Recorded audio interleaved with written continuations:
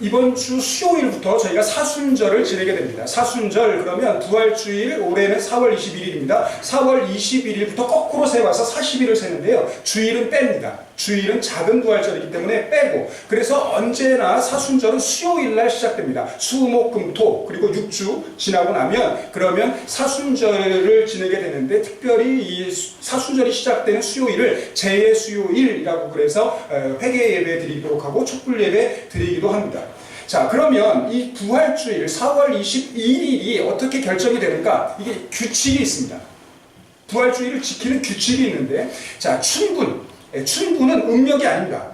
춘분은 이게 음력으로 정해지는 게 아니고, 절기는 모두 다 이게 양력인데, 대개는 3월 21일인데 간혹 3월 20일이나 22일로 가는 경우도 있지만 거의 다 3월 21일.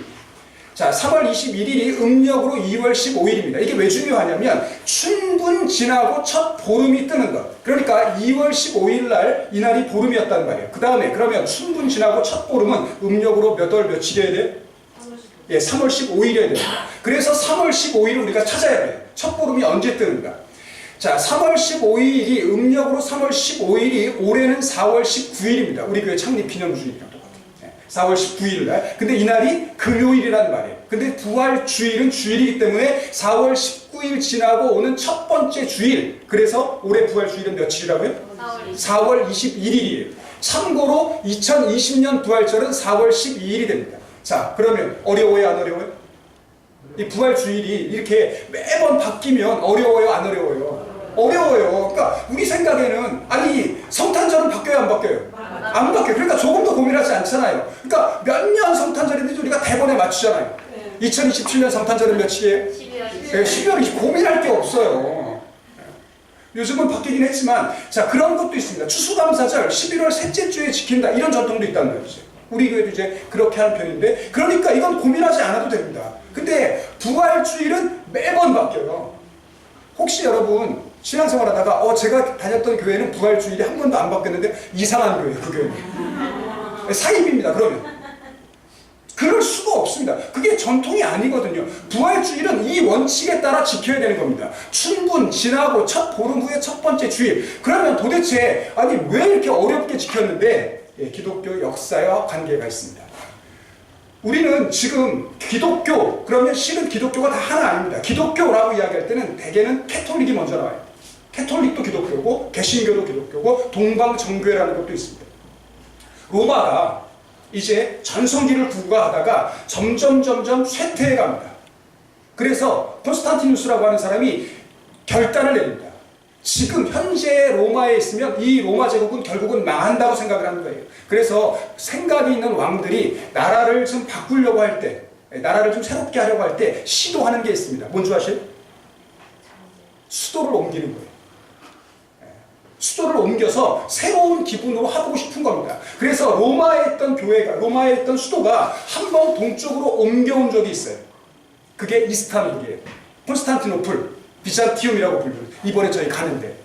그래서 서로마 제국, 그러니까 원래 로마를 중심으로 하는 서로마 제국 말고 이스탄불을 중심으로 하는 이스탄불의 수도, 새로운 로마라고 부르고 콘스탄티노플이라고 불렀던 이곳에 건축됐던 로마 제국을 뭐라고 부르냐면 동로마 제국이라고 부르는 거예요. 예. 자, 동로마 제국을 중심으로 했던 교회가 동방교회입니다. 비잔티움, 이스탄불을 중심으로 하는 지역은 부활주일을 지켰는데, 그러니까 이제 서로마가 있고 동로마가 있습니다. 서로마는 언제든지 이 사람들은 부활주일은 언제나 주일에 지켜야 된다고 생각을 하는 거예요. 이 날짜가 중요합니다. 요일이 중요해요. 예수님은 금요일날 돌아가셨고 부활은 주일에 했어. 이게 중요한데, 동쪽에 살던 사람들, 동방 이스탄불을 중심으로 하는 사람들은 유대인들의 영향을 받아서 이 사람들은 요일이 중요하지 않습니다. 날짜가 중요해요. 예수님이 도대체 언제 돌아가셨냐, 그리고 언제 부활하셨느냐가 중요합니다. 그래서 이 동방교회는 유대인들이 유월절을 지키는 관습에 따라서 부활절을 지켜왔어요. 요일은 중요하지 않습니다. 서방교회는 부활절은 언제나 주일에 지켜져야 됐고 십자가 처형은 반드시 금요일에 기념되어야 된다라고 주장을 했습니다. 그러니까 똑같은 교회인데 서방교회와 동방교회가 부활주일이 다른 겁니다. 지금 부활절 행사가 다른 거예요. 콘스탄티노플 황제가 이게 해결이 안 되면 나라가 어수선하겠다고 생각을 했습니다. 그래서 결단을 내립니다. 동방주교도 모으고 서방교회 대표들도 모으고 다 모여서 회의를 좀 해보자는 거예요. 어떻게 하면 좋을까? 그래서 이스탄불 밑에 있는 이즈니크, 그 당시에는 니케아라고 불렸던 곳으로 주교들을 다 모읍니다. 근데 그 회의에서 서방교회를 대표하는 로마를 중심으로 하는 아리스토 그 학파가 이깁니다. 아리우스가 이제 이단으로 정죄가 됩니다. 그리고 나서 이렇게 결정을 했어요. 서로 논쟁을 하는데, 자, 그러면 유대교의 전통도 지키고 서방교회의 전통도 지켜서 그래서 결정을 하는데, 춘분 지나고 첫보름, 이거는 유월절 전통입니다. 그 유월절을 지키는 전통이었고 동방교회 전통이었고, 그 다음에 오는 첫 주일, 이거는 서방교회 전통이었고, 이거를 절충을 해서 교회력으로 세웁니다. 그래서 이게 325년부터 지금까지 교회가 가지고 내려온 부활절을 지키는 전통이에요. 그래서 이 원칙에 따라서 부활주일을 정하고, 그리고 거꾸로 40일을 계산을 하고 주일 빼고, 그러니까 44일이 되는 거죠. 수요일부터 시작을 해서 부활주일 전날까지, 토요일 날까지를 사순절이라고 부르고, 예수님의 고난과 순환을 기억하고 우리의 부활을 소망하며 우리의 신앙의 경건함을 세워가는 절기가 사순절기가 됩니다. 앞으로 6번에 걸쳐서 여러분에게 사순절을 지키는 거룩한 습관에 관해서 여러분과 말씀을 나누려고 준비하고 있습니다. 자, 오늘 말씀은 예수님께서 이제 우리가 사순절을 어떻게 지내야 되는가 교훈을 주고 있다 생각이 듭니다. 자, 28절 이렇게 시작하고 있습니다. 같이 읽어보겠습니다. 시작. 이 말씀을 하신 후 8일쯤 되어, 됐습니다. 자, 그러니까 오늘 본문의 교훈, 예수님께서 변화산에서 변화되신 모습의 교훈을 우리가 제대로 깨닫기 위해서 명심하셔야 되는 게 뭐냐면 28절이 시작되는 이 말씀을 하신 후, 이게 지금 누가 저자가 이 얘기를 괜히 쓰는 게 아니거든요. 그러니까 오늘 이 사건은 예수님께서 28절에 하신 이 말씀을 하신 후에 이 말씀과 관계가 있다라고 여러분이 생각을 하셔야 돼요. 그러면 도대체 이 8일 전에 예수님께서 무슨 말씀을 하셨는가? 누가복음 위쪽으로 올라가 보면, 자, 누가복음 12장 그 6장 12절부터 20절까지는 오병이어의 기적이 소개되어 있습니다. 그리고 나서 예수님께서 제자들에게 물으십니다. 사람들이 나를 누구라고 하냐? 그랬더니 제자들이 들은 이야기를 합니다. 어떤 사람은 세례 요한이라고 하고요, 어떤 사람은 엘리야라고 하고, 선지자 중에 한 사람이 다시 살아왔다고 이야기를 해요. 그때 예수님께서 다시 물으십니다. 그러면 너희는 나를 누구라고 하냐? 베드로가 뭐라고 그러냐면 하나님의 그리스도이십니다 라고 고백을 합니다. 자, 그러자 예수님께서 뭐라고 말씀하십니까? 자, 22절, 23절 같이 읽어보겠습니다. 시작. 이르시되 인자가 많은 고난을 받고 장로들과 대제사장들과 선지자들에게 버림받아 죽임을 당하고 제3일에 살아나야 하리라 하시고, 또 무리에게 이르시되 아무든지 나를 따라오려거든 자기를 부인하고 날마다 제 십자가를 지고 나를 따를 것이니라 라고 이야기하십니다. 자, 베드로가 하는 이야기, 주님은 하나님의 그리스도이십니다. 예, 맞아요. 자, 그리스도이시기 때문에 그리스도가 되시기 위하여, 우리를 구원하시기 위하여 예수님이 하셔야 하는 일이 있습니다. 그게 뭐예요? 십자가를 지시는 일이에요. 그리고 예수님은 십자가를 지심으로 말미암아 우리를 구원하시고, 우리가 구원받기 위해서 우리가 해야 되는 일도 있습니다. 우리가 해야 되는 일은 뭐예요? 23절에 아무든지 나를 따라오려면 자기를 부인하고 날마다 자기의 십자가를 지고 예수님을 따라가야 된다라고 말씀하십니다. 자, 그런데 만일 너희가 이렇게 하면 내가 부활한 것처럼 너희도 부활하게 될 거고 너희도 구원을 얻게 될 것인데, 그렇지 않으면, 자, 자기를 부인하고 자기 십자가를 지지 않는 일이 어떤 의미인가? 26절 읽어보겠습니다. 시작. 누구든지 나와 내 말을 부끄러워하면 인자도 자기와 아버지와 거룩한 천사들의 영광으로 올 때에 그 사람을 부끄러워하리라. 부끄러워한다는 게 뭐냐면 자랑하지 않는다는 거예요. 그러니까 여러분, 저는 부끄러워하지 않는데요? 자랑하지 않는 게 부끄러워하는 거라고요. 그러니까 생각해 보시면 됩니다. 지난주에 여러분이 주님 몇 번이나 자랑하셨는지. 우리 아들이 좋은 선물 사줬다 이런 거 자랑한 거 말고, 그런 거 대본에 자랑하잖아요. 쓸모 없다는데도 우리 아들이 또 이딴 걸 보내왔네 뭐 이러면서. 그런 거 말고 예수님 몇 번이나 자랑하셨냐고요. 그렇지 않으면 부끄러워하는 겁니다. 그런 의미예요, 성경은. 그러면 주님도 오셔서 우리를 그렇게 여기신다는 거예요. 생각만 해도 막 우울해지나요? 예수님이 하나님한테 저를 보고 하면서 내 목사이긴 했는데 뭐 내세울 만한 경력이에요. 어떻게 이런 게 목사가 됐는지 이러고 저를 소개한다면 좀 우울합니다. 그러지 않을 것 같은데. 자, 그리고 나서 하신 말씀이 있습니다. 자, 이게 오늘 우리 본문과 이어져야 되는 말씀입니다. 27절 같이 읽어보겠습니다. 시작. 내가 참으로 너에게 이르노니 여기 서 있는 사람 중에 죽기 전에 하나님의 나라를 볼 자들도 있느니라. 어떤 사람은 이 말씀을 이해해서 이 하나님의 나라를 예수님이 재림하셔서 이 세상에 하나님의 통치가 이루어지는 것이라고 이해를 합니다. 그러고 났더니 이제 꼬여요. 왜냐하면 아니 이렇게 말씀하셨는데 아직도 안 왔는데 어떻게 예수님 이 당시에 이게 이루어져?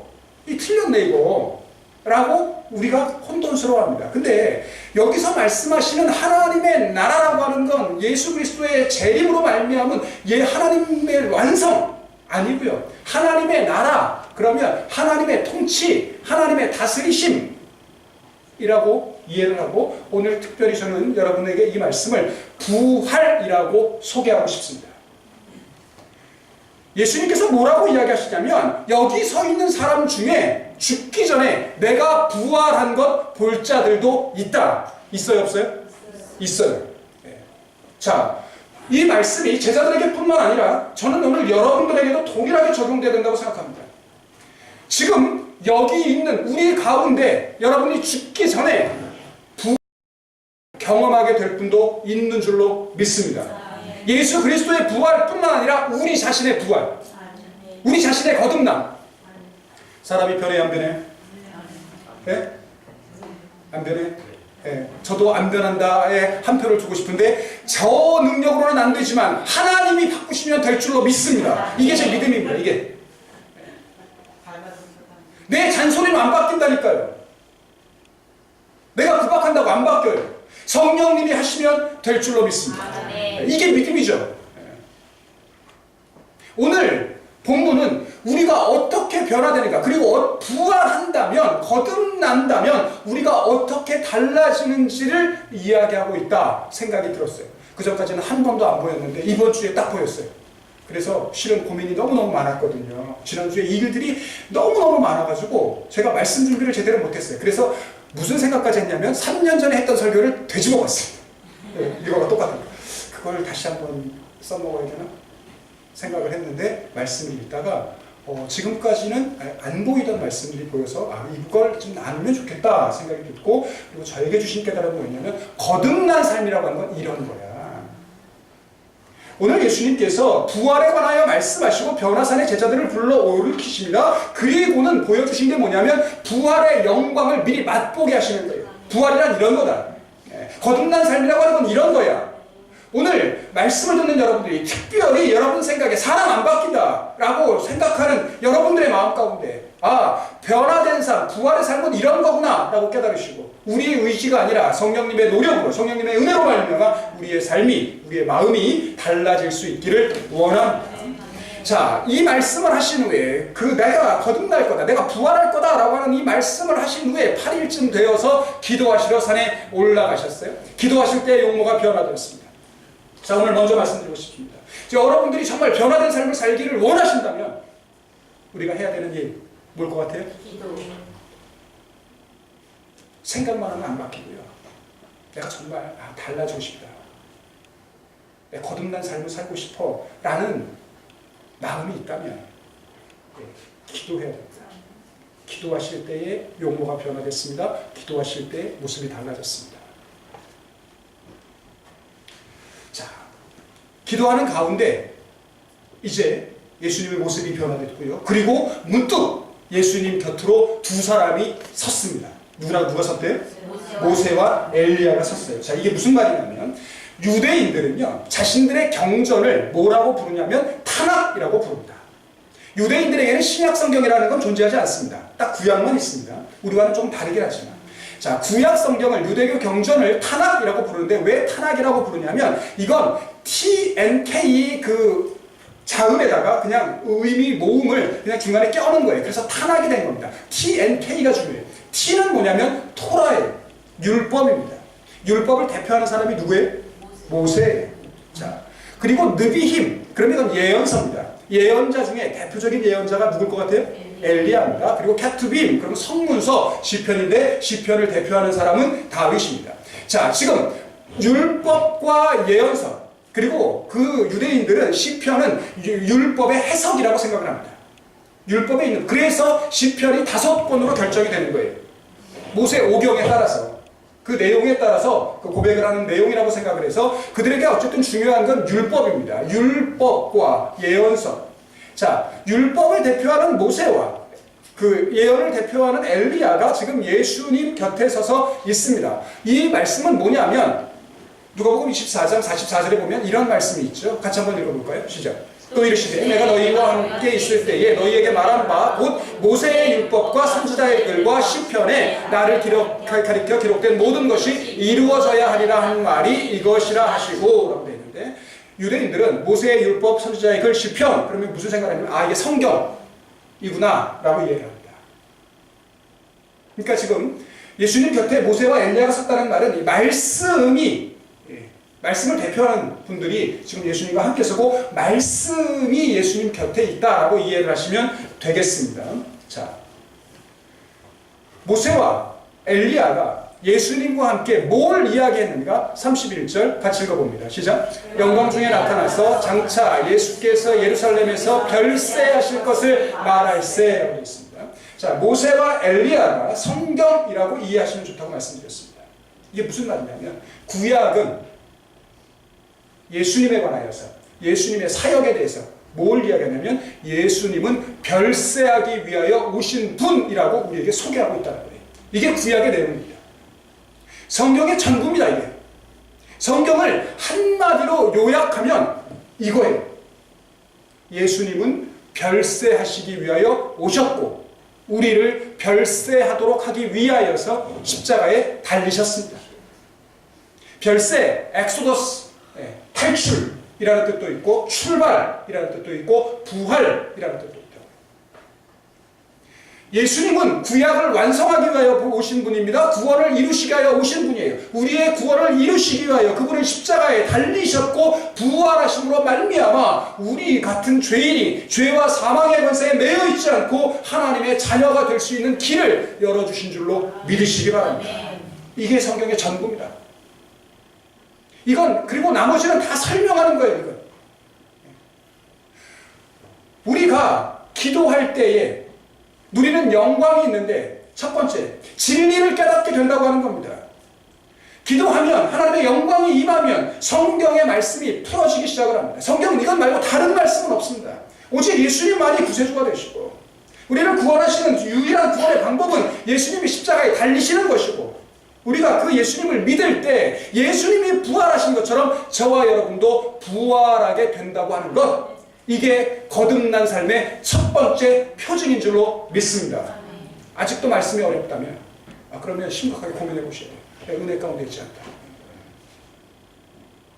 그리고 말씀이 어려울 수가 없습니다. 이게 전부거든요.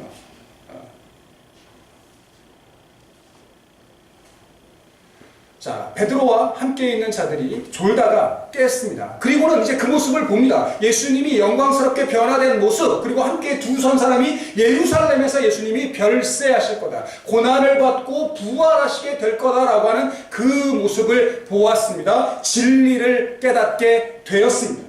자, 우리가 거듭난 삶을 살 때 나타나는 두 번째 지표가 뭐냐? 진리를 깨닫게 되면 우리에게도 이와 같은 고백이 있게 될 줄로 믿는데, 자, 33절 같이 읽어보겠습니다. 시작. 두 사람이 일어날 때 베드로가 예수의 여기서 주여 우리가 여기 있는 것이 좋사오니 우리가 소마셋을 질 때 하나는 주를 위하여 하나는 모세를 위하여 하나는 엘리야를 위하여 하사야하되 자기가 하는 말을 자기도 알지 못하더라. 저는 이 고백이 우리가 은혜 받은 자의 고백이라고 믿습니다. 제가 여러분에게 소개하고 싶은 것 먼저, 자, 우리가 여기 있는 것이 좋사오니라고 하는 고백. 여러분 생각해 보십시오. 지금 어디에 올라와 있어요? 산. 등산 좋아하시는 분들 빼고 저는 이게 하나도 안 좋거든요. 그러니까 뭘 텐트를 준비해 간 것도 아니고 텐트 자체가 저는 싫은 사람이거든요. 그 어떤 사람들은 낭만적으로 이렇게 캠핑하는 거 좋다고 그러는데 아니요. 저는 좋은 숙소가 좋고 따뜻한 물 나오는 욕조가 있어야 되지 그런 거 안 좋아해요. 저는.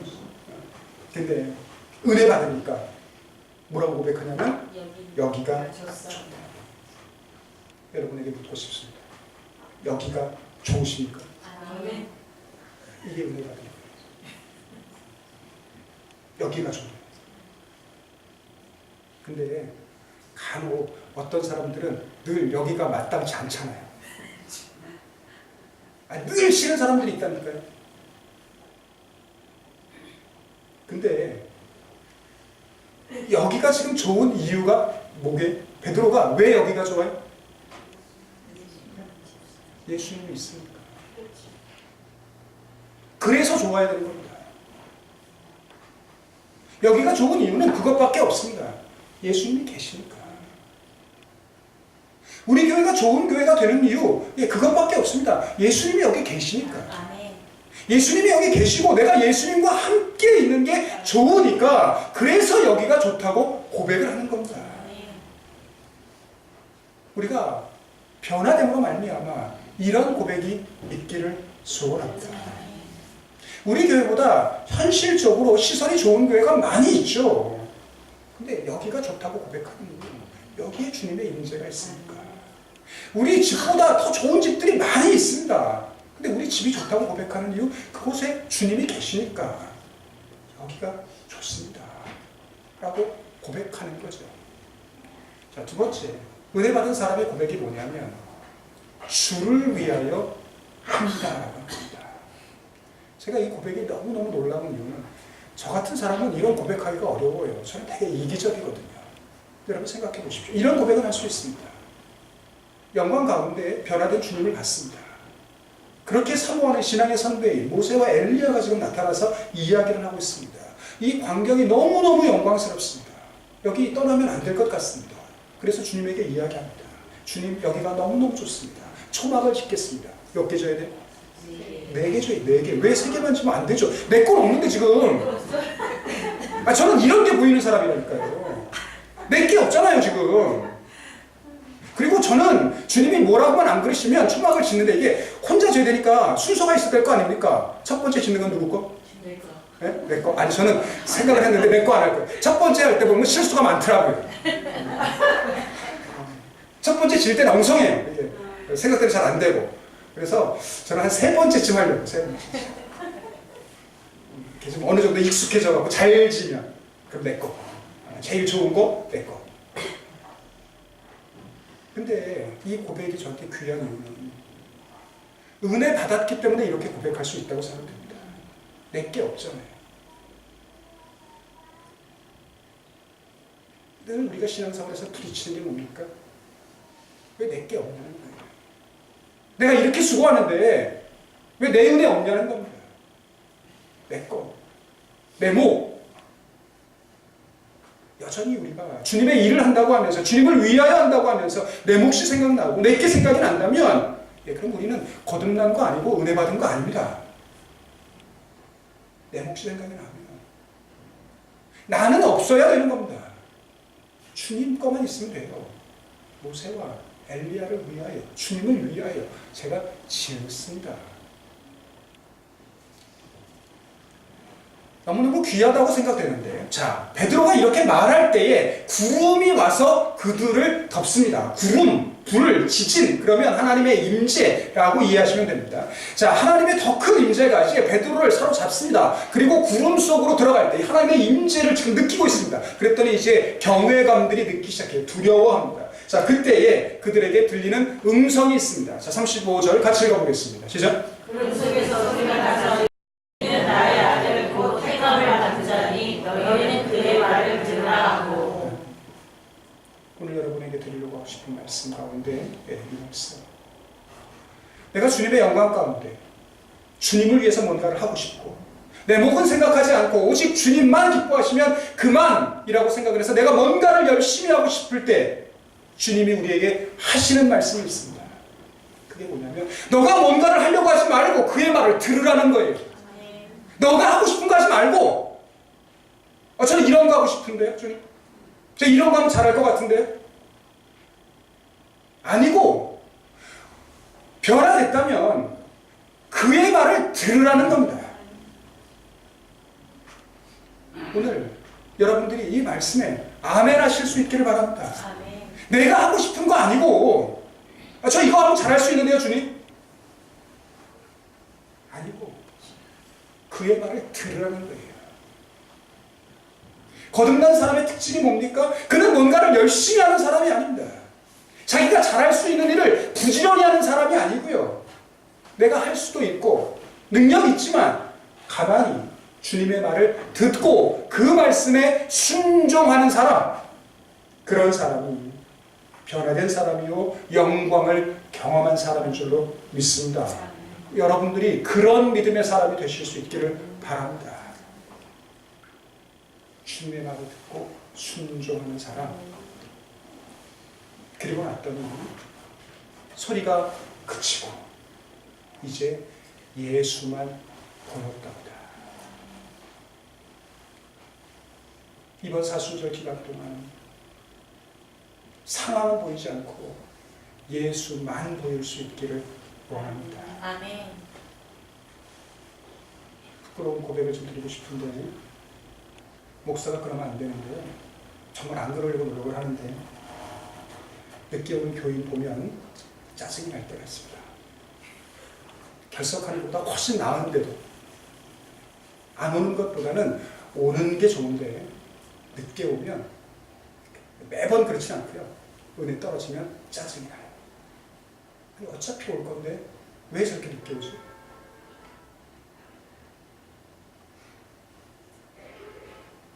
온 거 귀한데 예배 시간에 집중하지 않고 산만하면 짜증이 날 때가 있습니다.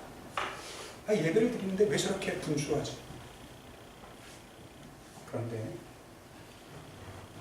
지난번 수요일 날 찬양을 하는데 제가 너무너무 큰 은혜를 받았더니요. 정말 신경이 안 쓰이던데요, 그분들이. 그래서 제가 이게 어떤 건지를 맛보는 것 같습니다. 예수만 보이니까요. 나를 불편하게 하는 사람들이 신경이 안 쓰이더라고요. 늦게 오든지 산만하든지 내가 그냥 주님과 예배를 잘 드리면 족하다 라는 깨달음이 있었어요.